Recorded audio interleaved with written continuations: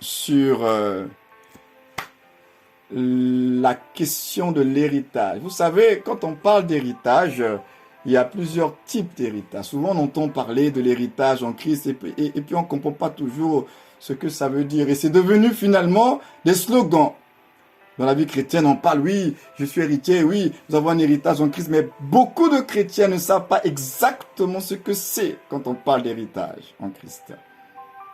Parce qu'en matière d'héritage, il y a plusieurs types d'héritage. Alors, beaucoup de chrétiens n'ont pas compris la notion d'héritage, alors on est focalisé que sur un aspect qui peut être très matériel d'ailleurs. On se dit, bon, comme je suis en Christ, l'héritage c'est que tout va aller bien. Mais l'héritage en Christ, ce n'est pas que ça. Parce que tu peux hériter le comportement, les habitudes de quelqu'un. Tu peux hériter les ennemis de quelqu'un. Tu peux hériter les biens d'une personne. L'héritage, ce n'est pas toujours une affaire matérielle. Et quand on parle de l'héritage en Christ, c'est vaste parce qu'il y a beaucoup d'éléments qui touchent beaucoup d'aspects de notre vie.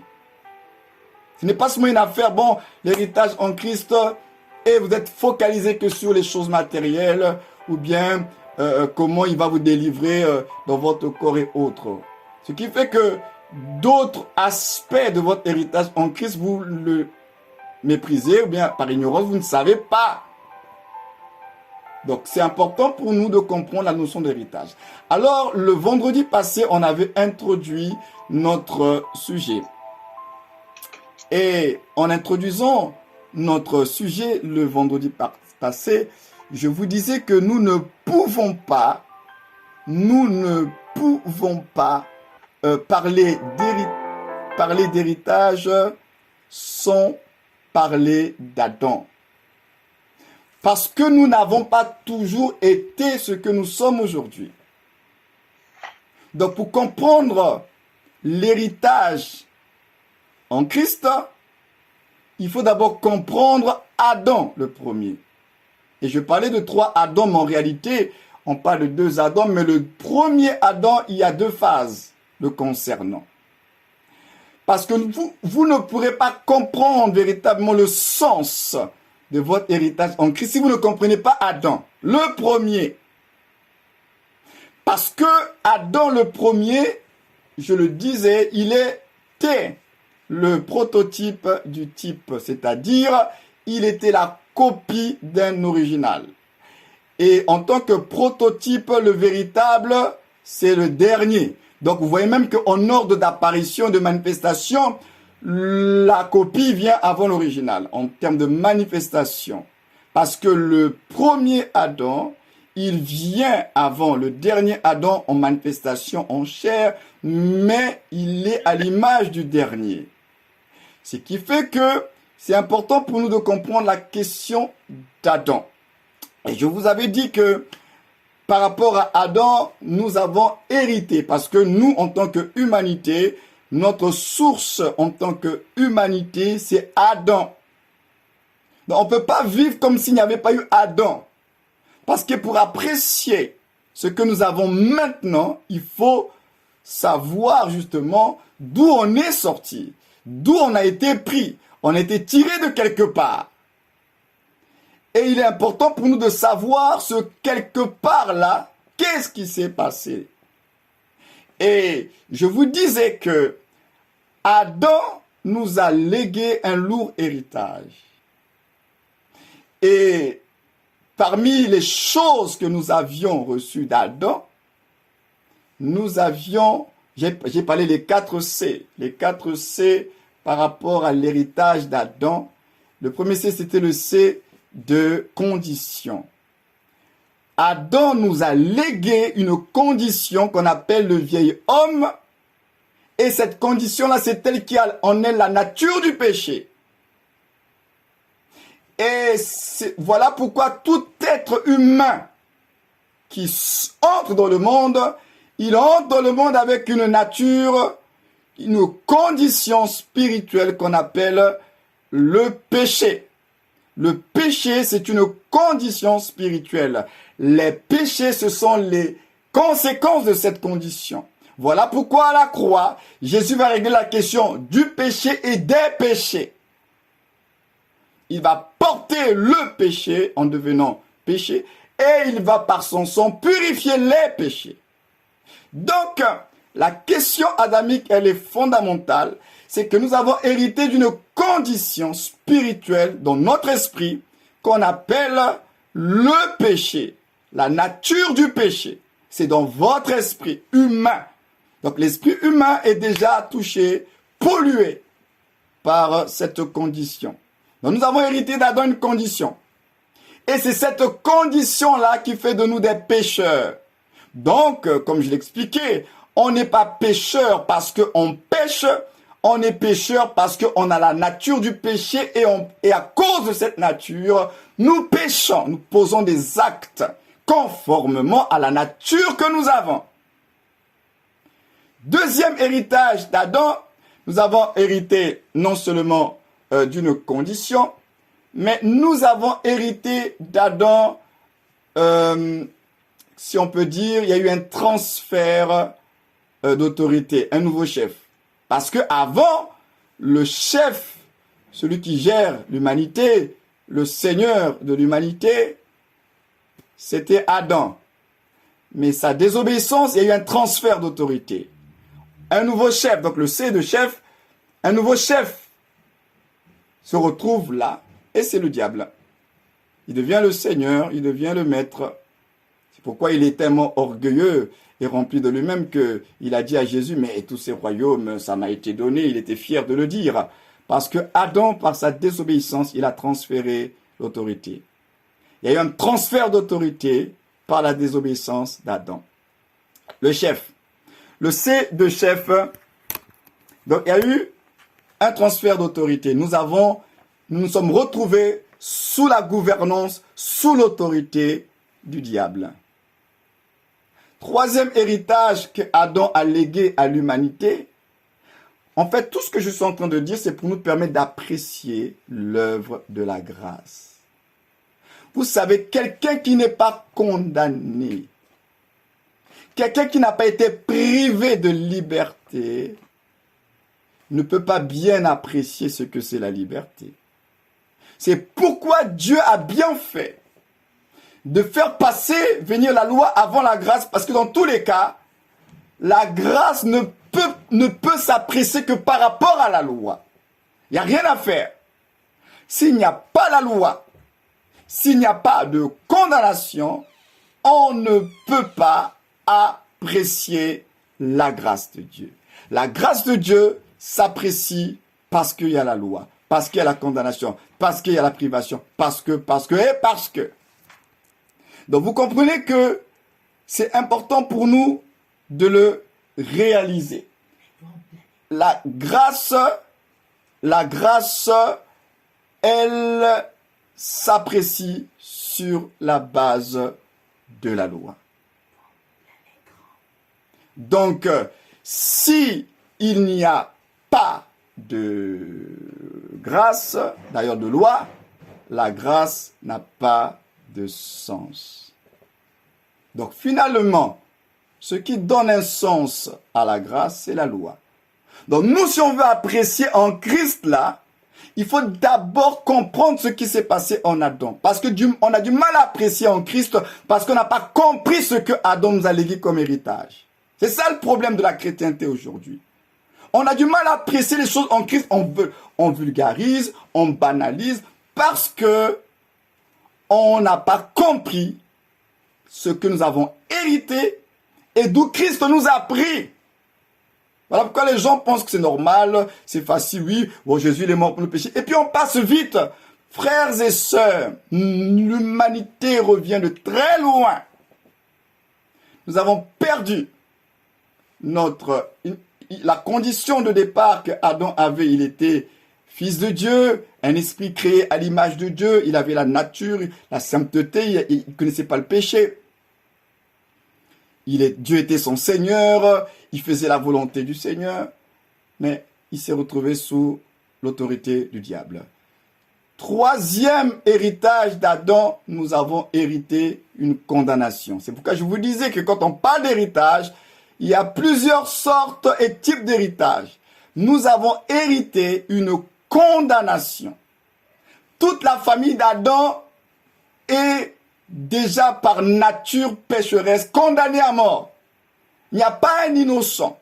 Il n'y a pas quelqu'un dans la famille qui va échapper. C'est pourquoi, même dans le monde d'aujourd'hui, il y a des familles, c'est carrément tout un clan, on les poursuit, on dit que tout ce clan les doit faire la prison. Tout le monde doit y passer.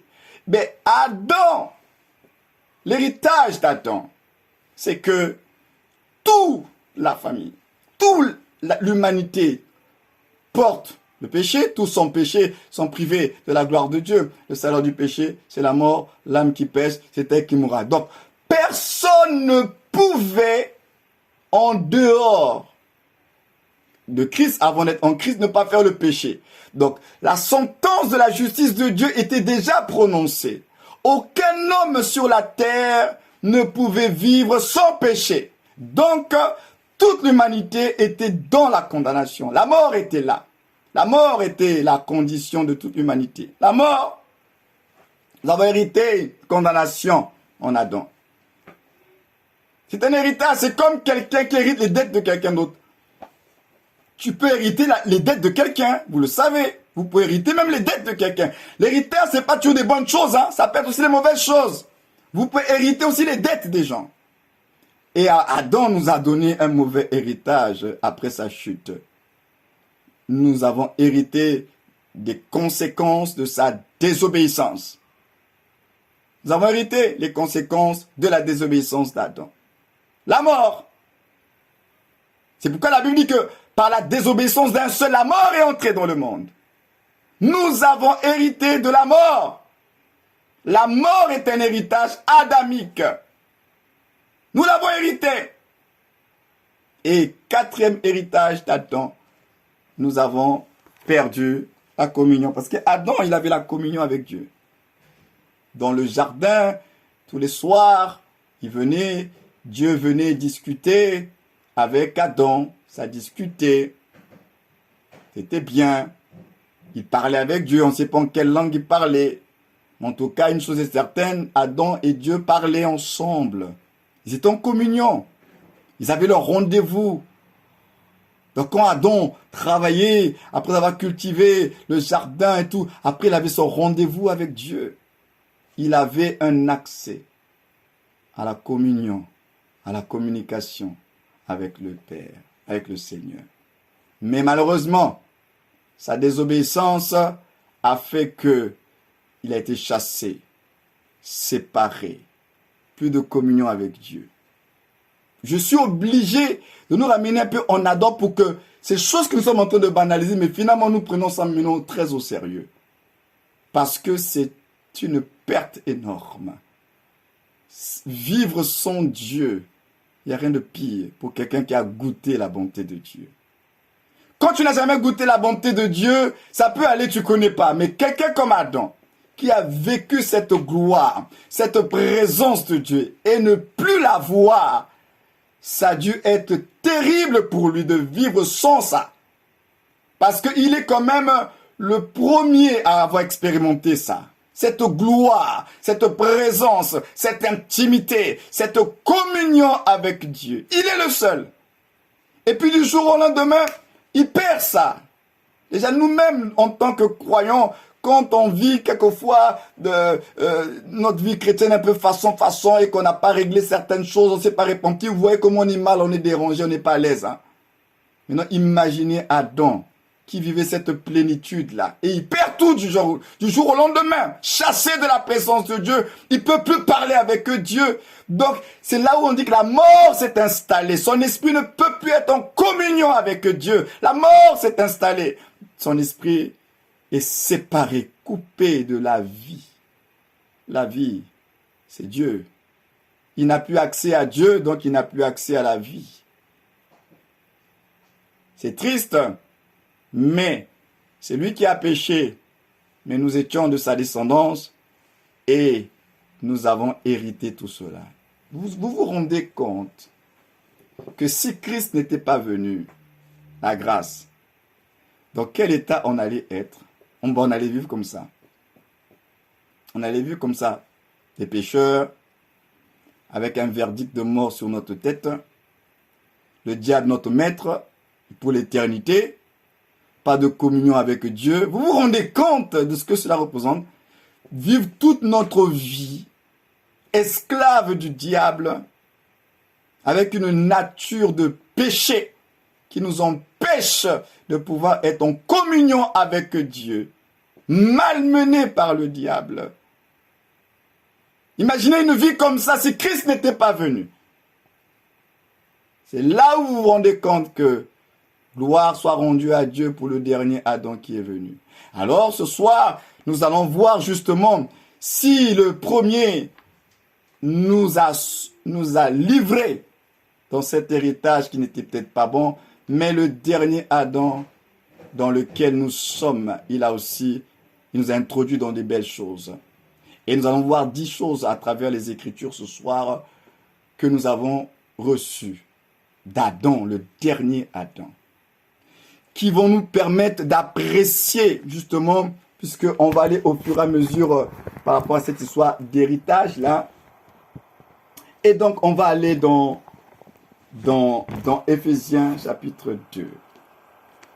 Il y a 10 bénédictions de l'héritage du dernier Adam ici.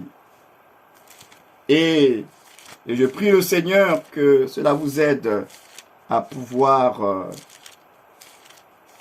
mieux apprécier ce que vous avez reçu en lui. Éphésiens chapitre 2, le verset 12. On va y aller doucement pour que vous puissiez apprécier avec moi pas à pas ce que nous avons reçu du dernier Adam. Parce que nous sommes dans le dernier. Et puis j'avais fait ma chute le vendredi passé, c'est important. Ce que j'avais dit, j'ai dit que le premier Adam nous avait livrés au péché. Mais le dernier Adam nous a délivrés du péché.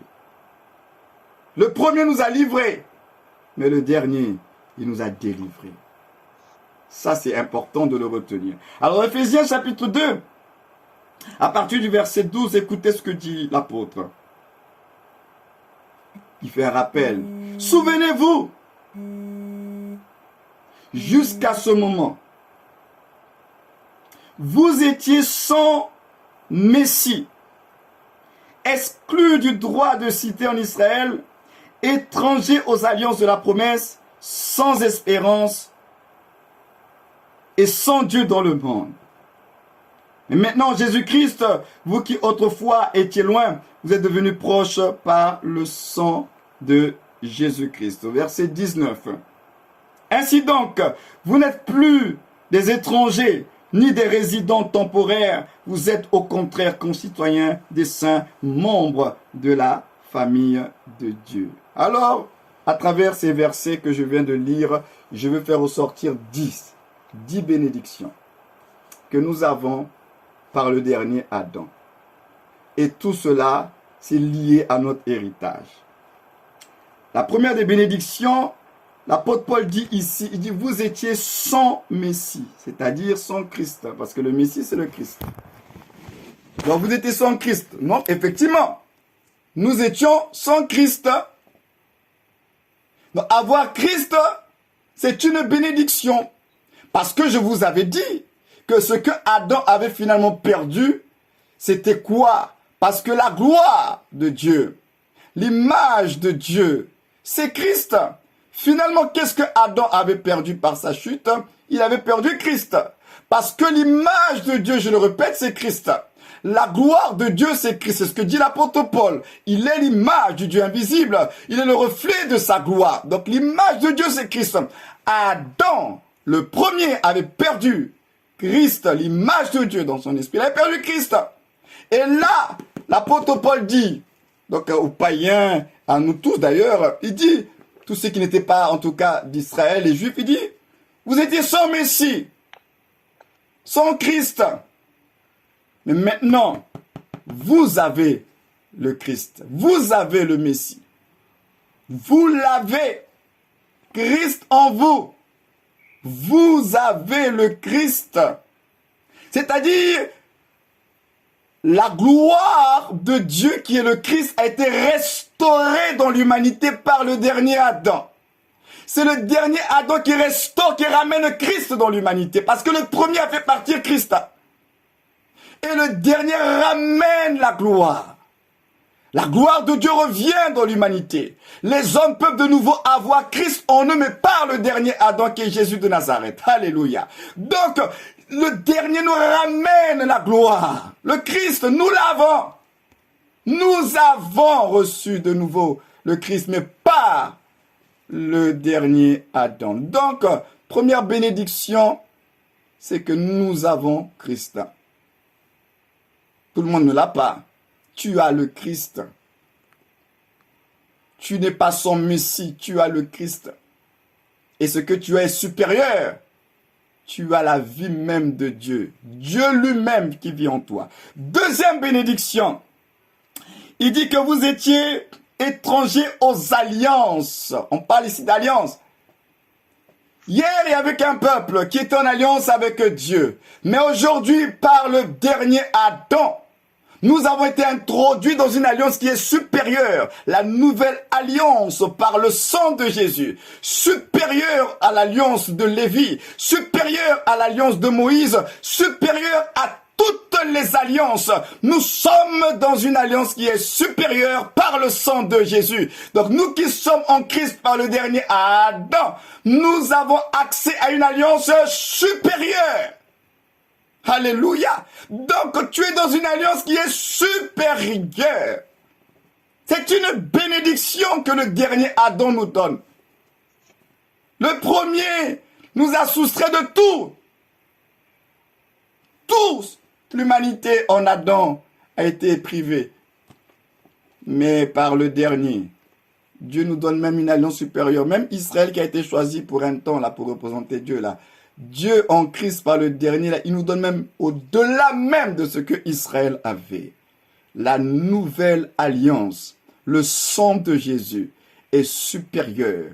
Le sacrifice de Jésus est supérieur. Et vous êtes dans ce Christ-là. Comment ne pas apprécier? Comment ne pas apprécier que vous êtes un peuple d'une alliance supérieure? Puisque Dieu est un Dieu d'alliance. Le principe d'alliance est de Dieu, c'est pas du diable. C'est Dieu qui a initié les alliances. Et Dieu dit que en Christ qui est le dernier Adam, nous sommes, nous qui sommes le peuple là, la nouvelle création. Nous sommes dans une alliance qui est supérieure à toutes les alliances. Voilà pourquoi vous voyez que le serpent de Moïse pouvait avaler les serpents des sorciers d'Égypte. Parce que en Dieu, notre alliance est supérieure. Voilà pourquoi un chrétien réellement né de nouveau ne devrait pas avoir peur des sorciers. Tu ne peux pas avoir peur parce que tu es dans une alliance supérieure. Eux, ils font des sacrifices. Nous, il y a eu un seul sacrifice. Et c'est le sacrifice par le sang de Jésus qui a réglé tous les problèmes. Donc, notre alliance est supérieure. Prenons conscience de ces vérités-là. Troisième bénédiction de ce que le dernier Adam nous a apporté. Il dit, exclu du droit de cité en Israël. D'abord, il parlait des alliances, après il a parlé des promesses. Nous avons des promesses excellentes en Christ. Hier, les promesses n'étaient pas pour nous. Mais grâce à Dieu, par le dernier Adam, les promesses qui ont été faites à Abraham, le croyant, nous concernent. Alors que hier, on n'était pas concernés. Mais ceux qui ont la foi en Jésus-Christ deviennent fils d'Abraham par la foi. Donc Abraham devient notre père dans la foi. Et la Bible dit que les promesses d'Abraham nous concernent. Nous avons droit aux promesses et des promesses beaucoup plus excellentes en Christ Jésus. C'est une grâce. Donc sur ta vie, tu dois savoir qu'il y a des promesses de Dieu. Ta vie n'est pas comme, c'est pas comme un terrain qui est vierge. Non, ta vie est un terrain fertile où des semences ont été relâchées par Dieu. Alors les gens qui passent sur ta vie, ils voient le terrain qui est vide et ils se disent que bon, c'est un terrain vide. Mais ils ne savent pas que au regard humain, le terrain, il est vide, mais dans le sous-sol de ce terrain, il y a des semences qui ont été plantées. Voilà pourquoi le chrétien est un mystère, le monde ne nous comprend pas. Parce que quand on nous voit du côté extérieur, il n'y a pas grand-chose qui se passe. Mais ils ne savent pas qu'il y a des semences de vie qui ont été plantées dans nos vies. Donc ta vie n'est pas un terrain vide, ta vie n'est pas un terrain qui est stérile. Ta vie est une terre où des semences de vie ont été plantées.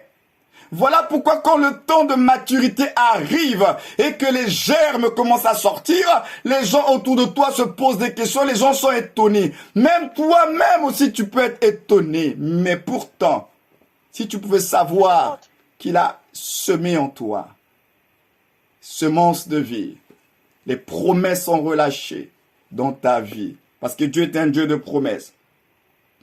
Alors, il a parlé de privés du droit de cité en Israël. Eux, au moins, ils avaient une terre. Ils avaient un pays.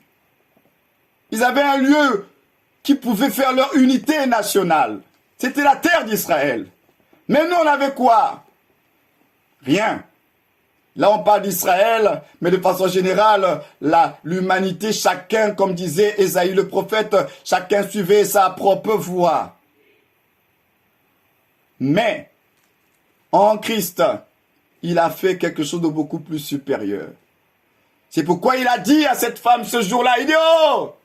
Il dit leur, viens, parce que vous vous bagarrez sur la présence de Dieu, le lieu où vous adorez Dieu. Bon, les Samaritanistes, le monde Garizim, là-bas, Dieu est présent, c'est là-bas qu'on adore Dieu. Les Juifs disent, non, non, non, non, non, non, c'est à Jérusalem, c'est la ville sainte.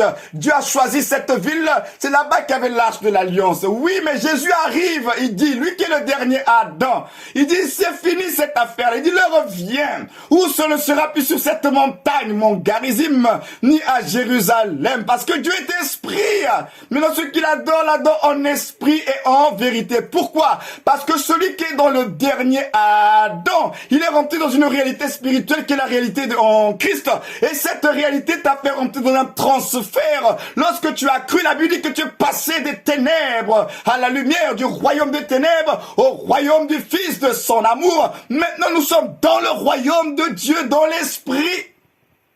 Nous sommes dans le royaume de Dieu. Nous appartenons au royaume de Dieu. C'est pourquoi la Bible, Jésus disait à Nicodème, si quelqu'un ne naît pas d'eau et d'esprit, il ne peut voir le royaume et il ne peut rentrer dans le royaume de Dieu. Nous sommes nés de Dieu, nés de l'esprit. Alors nous avons la grâce déjà en esprit d'avoir les prémices du royaume et de la présence du roi. Nous sommes membres de sa famille, on va le voir tout à l'heure. Donc aujourd'hui, on n'a pas envié les Juifs, on n'a pas envié qui que ce soit. En Christ, il nous a donné un pays. En Christ, il nous a donné une terre, un endroit, un lieu, une place. Nous sommes du royaume de Dieu. Nous sommes du royaume de Dieu. Donc c'est pas seulement une affaire, bon, on est en vagabonde comme ça sur la terre. Non, celui qui est en Christ, il appartient à un royaume. Un royaume qui est celui du Fils de son amour, le royaume de Christ. Voilà pourquoi, en esprit, puisque tu fais partie de ce royaume, et bien plus tu es un héritier. La Bible dit quoi? La Bible dit que tu es assis avec lui sur le trône. Quelquefois, quand vous lisez cela, ça ne vous choque pas. Normalement, vous devriez être choqué de la bonne façon. On dit que vous êtes assis avec lui sur le trône à la droite du Père. Et puis vous récitez ça comme ça ne vous choque pas vraiment. Vous êtes assis avec Christ en Dieu à la droite du Père sur le trône. C'est même pas bon, il a fait un petit trône, mais des petits sièges. Restez à côté de moi avec des petits tabourets autour du trône. Vous êtes assis sur le trône. Je ne sais pas si nous réalisons, on est sur le trône. Ce n'est pas qu'on est à côté du trône. Nous sommes assis sur le trône, à la droite de sa majesté. Et ça, nous lisons ça comme ça passe comme une lettre à la poste, et ça ne nous choque pas. Tu es sur le trône. Ce trône que Lucifer a convoité. Ce trône que Lucifer voulait s'asseoir là-dessus. Et toi, en Christ, tu es assis là-dessus, sans avoir fait un coup d'état parce que tu es en Christ. Et tu n'es pas choqué. Et ça te dit rien. Et tu banalises la position que tu as. Nous sommes sur le trône.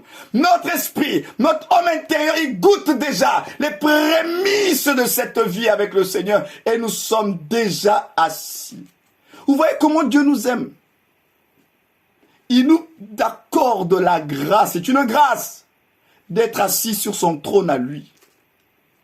Au moment où les autres, ils sont autour du trône. Les 24 vieillards, là, ils ont leur trône, hein, mais ils sont autour du trône.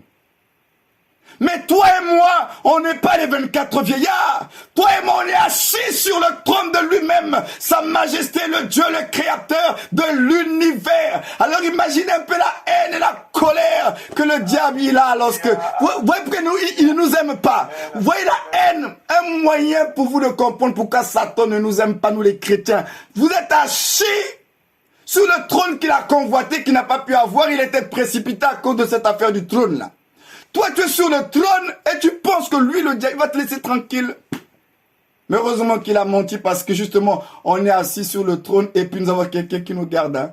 Ah oui.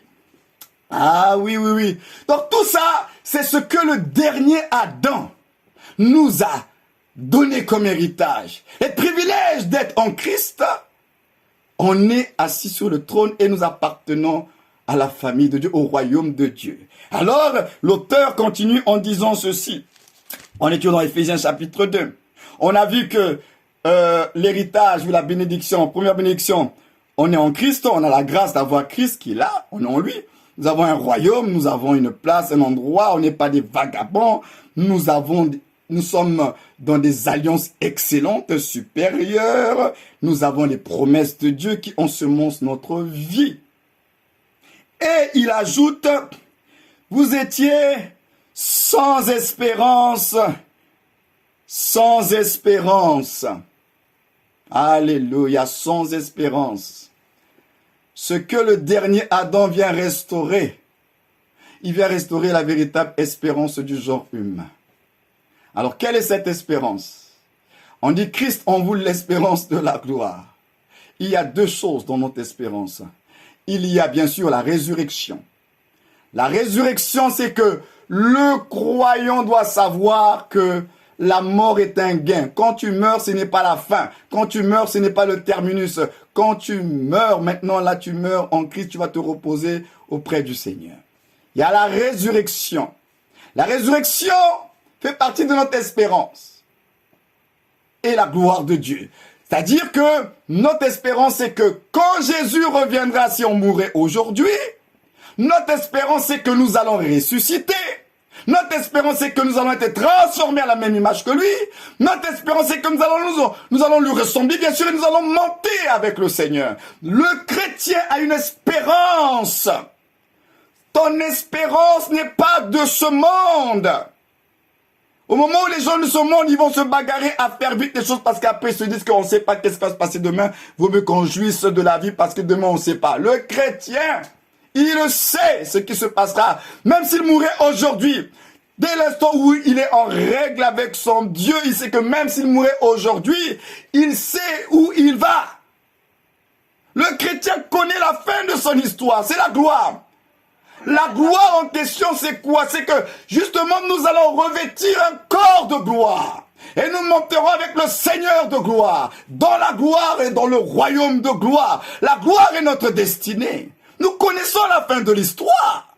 Donc, quand tu es chrétien, tu ne dois pas avoir peur de la mort parce que le chrétien a une espérance et l'espérance fait vivre. Nous avons une espérance, c'est la résurrection des morts, le retour de Jésus et que nous serons transformés comme le Seigneur. Ça, c'est notre espérance. Alléluia. Le chrétien doit ne pas perdre de vue. Et il dit, vous avez une espérance. Nous étions sans espérance. Maintenant, nous avons une espérance. En Adam, le premier, il n'y avait pas d'espérance, si ce n'était que la mort, et puis c'était la fin. Mais en Christ, nous avons une espérance, c'est la résurrection des morts. Alléluia. La résurrection des morts. C'est notre espérance. C'est un héritage que nous avons. Je vous avais dit que l'héritage, ce n'est pas que le matériel. Hein. Ça peut être aussi... ça peut être aussi des opportunités, des faveurs, des grâces, ça peut être beaucoup de choses. Nous avons une espérance. Et cette espérance-là, c'est seulement pour ceux qui sont en Christ. Si tu es en Christ, tu es un homme heureux parce que tu as une espérance glorieuse. Alors, il dit ensuite, nous étions donc sans espérance, il dit sans Dieu dans le monde. Sans Dieu. Mais aujourd'hui, grâce au dernier Adam, la Bible dit que nous sommes en Christ et on rajoute en Dieu dans les lieux célestes. En Christ, en Dieu, dans les lieux célestes. Nous avons Dieu avec nous. Dieu est de notre côté. Et pour attester qu'il est avec nous, qu'est-ce qu'il nous a donné, frères et sœurs? Il nous a donné. Quelle est la preuve que Dieu est avec vous? La preuve que Dieu est avec vous, c'est laquelle? Le Saint-Esprit. Le Saint-Esprit, c'est la présence même de Dieu en vous. Donc le fait d'avoir le Saint-Esprit, c'est Dieu lui-même que vous avez. C'est l'Esprit de Dieu. C'est Dieu. Donc avoir le Saint-Esprit, c'est avoir Dieu. Et la Bible dit que nous avons été scellés du Saint-Esprit. Et la Bible dit encore, vous êtes une habitation de Dieu en esprit. Alléluia. C'est ce que dit la Bible. Le né de nouveau, celui qui est en Christ par le dernier Adam, il devient le lieu, la place, l'endroit où Dieu réside. Dieu est avec toi. C'est incroyable ces choses-là, parce que comment un Dieu si grand, qui a créé l'univers avec toutes les galaxies, comment peut-il vivre dans un être aussi limité et fini que nous sommes? Mais pourtant la Bible dit que tu es l'habitation de Dieu. Comment il réussit? La terre ne peut même pas contenir sa gloire, mais ce Dieu-là, si immense soit-il, la Bible dit qu'il vit en toi. Et ça aussi, ça te fait pas réfléchir que tu es dans un monde des mystères? Comment Dieu peut vivre en toi?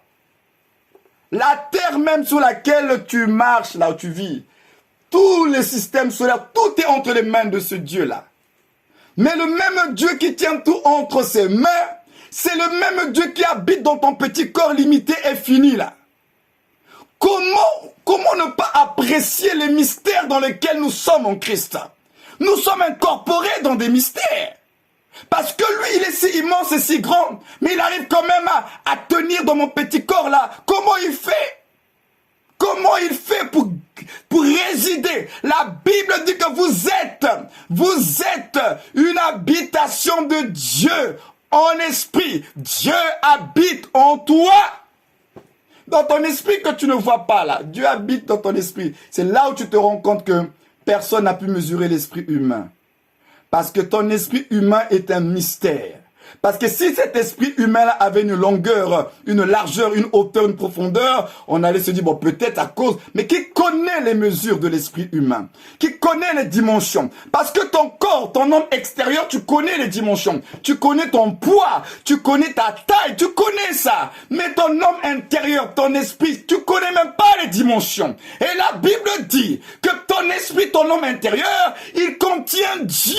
Ce Dieu-là que le monde ne peut contenir, mais ton esprit arrive à contenir Dieu. Il y a une dimension de divin en nous, mais on l'ignore. Et là où on se rend compte que l'esprit, c'est Dieu qui est à l'origine de notre esprit humain. Parce que comment on peut expliquer cela? Mais Dieu habite en nous. Il dit, ne savez-vous pas que vous êtes le temple du Saint-Esprit? Vous êtes une habitation de Dieu. C'est un mystère. Donc, toi et moi, nous sommes dans des mystères. Ce n'est pas une question de ta tête, ce sont des réalités de Dieu. Dieu est mystérieux, il nous a incorporés dans des mystères. Alors, parmi les autres bénédictions, il dit ceci. Donc, nous avons une espérance, la résurrection, la gloire, d'être transformés en lui. Nous avons Dieu avec nous. Le Père est en nous par le Saint-Esprit.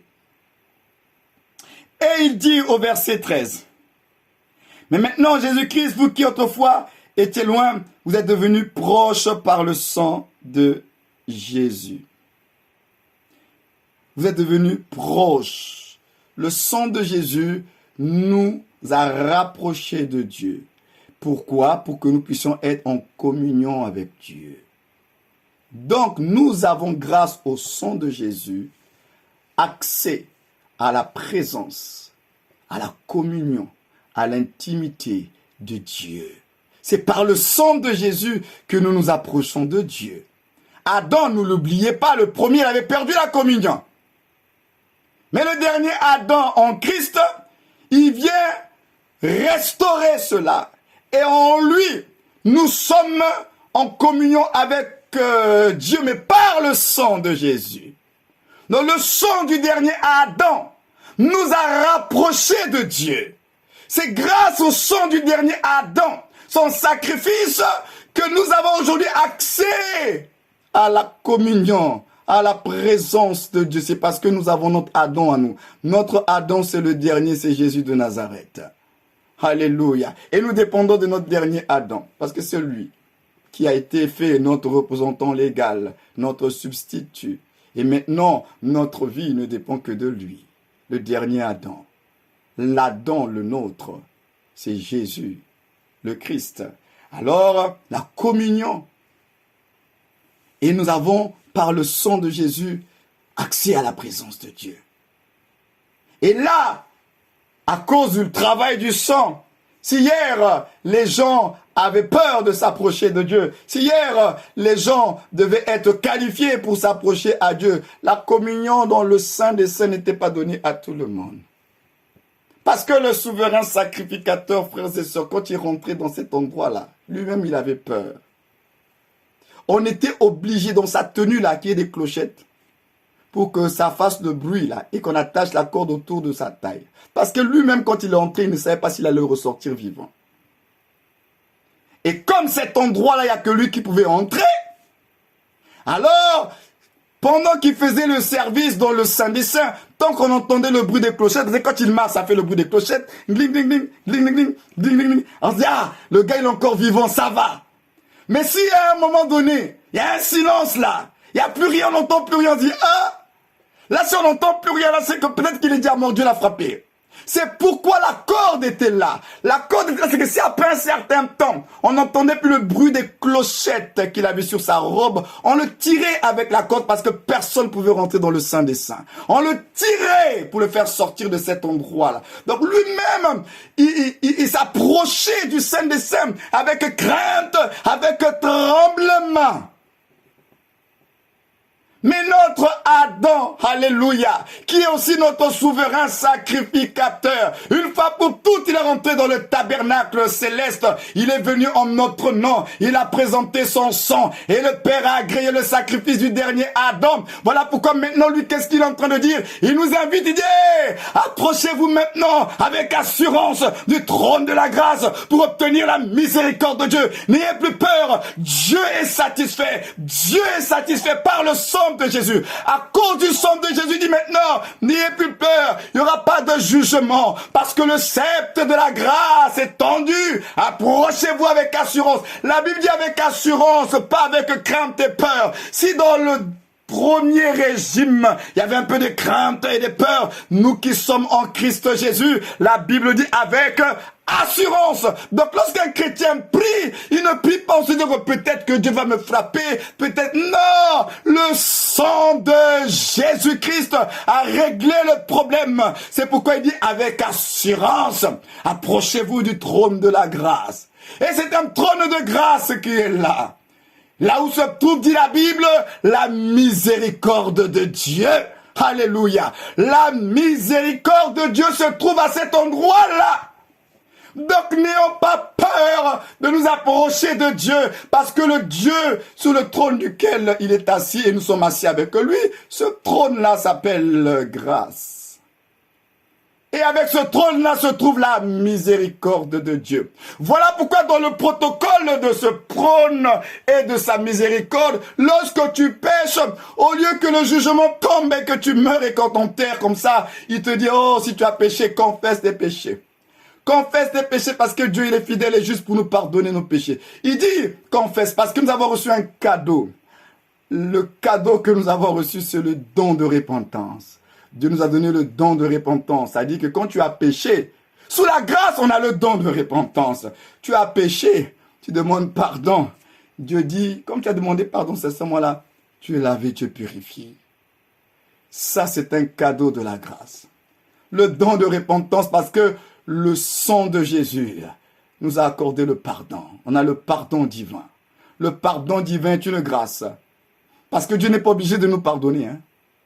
Mais si Dieu nous pardonne, c'est une grâce. C'est une grâce. Dieu n'est pas obligé de nous pardonner. Le pardon est une grâce divine. Ça, c'est par rapport à Dieu. Hein. C'est une grâce. Parce qu'il peut, dans sa raison, frapper. Parce qu'il a raison. Mais même quand Dieu a raison, il nous accorde la grâce de nous repentir. C'est l'amour de Dieu, tout ça. C'est l'amour de Dieu, frères et sœurs. Alors, je m'en vais petit à petit terminer les éléments. On nous parle de la communion. Il dit encore ceci, au verset 19. Ainsi donc, vous n'êtes plus des étrangers ni des résidents temporaires. Vous êtes au contraire concitoyens des saints. Nous sommes des saints. Je vous ai parlé de la sainteté tout à l'heure. J'ai dit que saint, c'est une nature. Saint, ce n'est pas le résultat d'une performance et qui a reçu un label de qualité qu'on appelle la sainteté. La sainteté, c'est une nature que nous héritons parce qu'on est en Christ. Nous avons hérité d'Adam une nature qu'on appelle le péché. Et en Christ Jésus, nous héritons d'une nature qu'on appelle la sainteté. C'est cette nature qu'on appelle la sainteté qui va nous pousser à manifester les œuvres de justice de Dieu. C'est cette nature-là qui va produire la fameuse sanctification. Parce qu'en réalité, comme vous le savez, on ne se sanctifie pas pour devenir saint. On est saint, c'est pourquoi on se sanctifie. Parce que nous avons la nature, nous ne faisons que manifester ce que nous sommes. Nous sommes des saints. Alors le saint, celui qui a la nature de Dieu, il aime les choses de Dieu. Lorsqu'un chrétien marche dans la justice, dans la vérité, dans la paix, dans l'amour, il ne fait que manifester sa nature spirituelle qui est la sainteté. Et nous avons cela. Nous sommes un royaume des saints, les citoyens d'un royaume qu'on appelle ceux qui sont saints, ceux qui ont la nature de Dieu, la sainteté. Et nous avons hérité cela. Donc, le chrétien, alors vous comprenez pourquoi la Bible dit que celui qui est né de Dieu ne pêche pas. Alors vous avez déjà lu ce passage-là, n'est-ce pas? Celui qui est né de Dieu ne pêche pas. Alors beaucoup ont été troublés par ce passage. Mais comment on peut dire que celui qui est né de Dieu ne pêche pas? Mais pourtant c'est la vérité. Parce que qu'est-ce qui est né de Dieu? C'est ton esprit. Et ton esprit là, qui est sorti de Dieu, lui là, il ne connaît pas la nature du péché. Il connaît que la nature de Dieu. La nouvelle création ne pêche pas parce qu'elle porte en elle la nature de Dieu. Donc naturellement, la nouvelle création aime les choses de Dieu. Donc celui qui est né de Dieu ne pêche pas, c'est vrai. C'est-à-dire que ton esprit est prédisposé aux bonnes choses. Maintenant, comme on a une âme dans un corps, et si nous faisons les mauvais choix, si nous nous affectionnons à la chair, nous allons pécher. Mais nous n'allons pas pécher parce qu'on est des pécheurs. On va pécher parce qu'on a fait le choix d'aller vers ce qui est mal. Mais sinon, le croyant, né de nouveau, il n'a plus en lui la nature du péché. La source du péché n'est plus en vous. C'est pourquoi la Bible dit que le vieil homme a été crucifié à la croix. Le vieil homme, c'est cette nature-là, du péché. Christ l'a crucifié à la croix. Christ est mort à la croix. C'est la mort du vieil homme. La nature du péché a été condamnée. Dieu a condamné dans le corps de Christ Jésus le péché. C'est pourquoi son corps a porté la condamnation du péché en tant que nature et son sang a purifié nos consciences des péchés. D'où je vous avais dit la différence entre le péché et les péchés. Le péché, c'est la condition, c'est la nature. Les péchés, ce sont les œuvres. Et le sang de Jésus purifie toutes ces œuvres-là. Mais le corps de Jésus a pris le péché et il a dû mourir, condamner le péché dans son corps, dit la Bible. La nature du péché a été condamnée et il est mort sur la croix. Il est mort pour la question du péché. Alléluia. Donc celui qui est en Christ grâce au dernier Adam, il doit s'estimer être un homme heureux, une femme heureuse. Et je m'en vais terminer avec, on dit, concitoyens des saints, membres de la famille de Dieu. Et là, on va pas trop faire de commentaires, mais le dernier Adam nous a introduits dans la famille de Dieu. Tout le monde n'est pas fils de Dieu. Tout le monde est créature de Dieu. En dehors de Dieu, il n'y a que la création. Mais dans la création, il y a ceux qu'on appelle les fils de Dieu. Je répète que Dieu seul est le créateur. En dehors de Dieu, il n'y a que la création. Mais dans la création, il y a ceux qui ont une position de fils de Dieu. Et ce sont ceux qui sont dans le dernier Adam. Il n'y a que ceux qui sont dans le dernier Adam en Christ Jésus qui reçoivent ce que la Bible appelle le privilège de devenir enfant de Dieu. On était tous de la création, mais grâce à Jésus-Christ de Nazareth, nous recevons un privilège qui nous donne un pouvoir d'accéder à ce que nous n'étions pas avant. C'est pourquoi on dit le pouvoir de devenir, parce que tu ne peux pas devenir ce que tu es déjà. Donc nous n'étions pas. Mais il nous a donné le pouvoir de devenir. On est devenu ce que nous n'étions pas. Grâce à Jésus-Christ, le dernier Adam, le pouvoir de devenir enfant de Dieu et ipso facto membre de la famille de Dieu. Et ça aussi, le diable, il n'est pas content. Déjà, on est assis sur le trône, en même temps, on est membre de la famille de Dieu. Les anges, là, ils ne sont pas membres de la famille, hein, ce sont les serviteurs. Nous, on est les membres de la famille. Voilà le privilège, ce que le dernier Adam nous donne. On est membre de la famille. On n'est pas des invités. On est membre de la famille de Dieu. Alléluia. Oh Saint-Esprit, aide-nous à apprécier ces choses-là. Membre de la famille de Dieu, on est fils de Dieu. Et à la fin, au verset 22, il dit, c'est en lui que vous aussi, vous êtes édifiés avec eux pour former une habitation de Dieu en esprit. C'est ce que je disais tout à l'heure. Nous sommes devenus l'habitation, le lieu de la présence de Dieu. Ce n'est plus une affaire de Jérusalem. Ce n'est plus une affaire de temple. C'est une affaire de toi qui as reçu le privilège de porter. C'est pourquoi la Bible dit, nous transportons ce trésor dans les vases d'argile. Nous sommes que des vases d'argile, mais dans lequel se trouve le trésor inestimable. Dieu lui-même, il accepte d'être porté, transporté par ce qui est faible et insignifiant. C'est la grâce de Dieu. Vous réalisez comment la grâce fonctionne grâce à Jésus-Christ le Seigneur. Et à cause de cela, comment ne pas célébrer comme nous invite l'apôtre Paul les richesses de la grâce de Dieu. Là, on a vu que les 10 bénédictions, mais nous verrons le vendredi prochain, encore dans les détails, notre héritage en Christ. Mais ça déjà, ce sont d'autres éléments qui font partie de notre héritage en Christ. Mais ce sont 10 bénédictions que nous avons grâce au dernier Adam, notre Seigneur.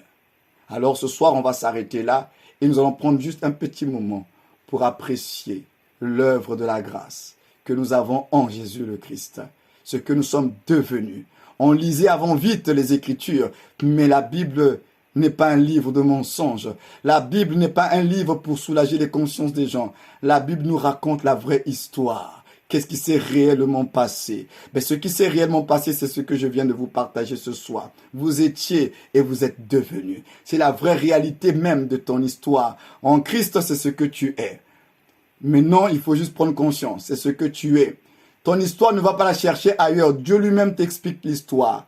Dieu lui-même t'explique ce que tu es devenu. Alors apprenons à plonger les regards dans notre propre histoire. Parce que vous le savez, un peuple qui n'a pas d'histoire n'a pas de repère. Il nous faut connaître l'histoire. Mais l'histoire, c'est ce qu'il a dit, ce que vous étiez, ce que vous êtes devenu. Alors chaque fois, nous devons apprendre à plonger nos regards dans ce que nous sommes devenus. Et se dire, waouh Seigneur, merci. Merci pour ce que nous avons reçu en Jésus-Christ. Alors, est-ce que tous ensemble, on peut ouvrir nos micros tout simplement pour apprécier la grâce de Dieu? Ce soir, on va juste apprécier la grâce de Dieu. Et je vous laisserai continuer à l'apprécier après ces moments-là. Appréciez la grâce de Dieu. Relisez encore ces textes-là que nous avons vus ensemble pour vous rendre compte de ce que Christ le dernier Adam nous a apporté. C'est énorme. Prenons le temps de les apprécier, de les considérer et de bénir Dieu pour chaque élément que vous avez vu ce soir. Alors on peut activer nos micros et puis rendons la gloire à notre Dieu. Kore soto koraba shandara soto. Rekereba soko mushatare soto machike. Rebababa kere soto makareke. Rebakare sotoko. Sotoko re kamando robobo shata.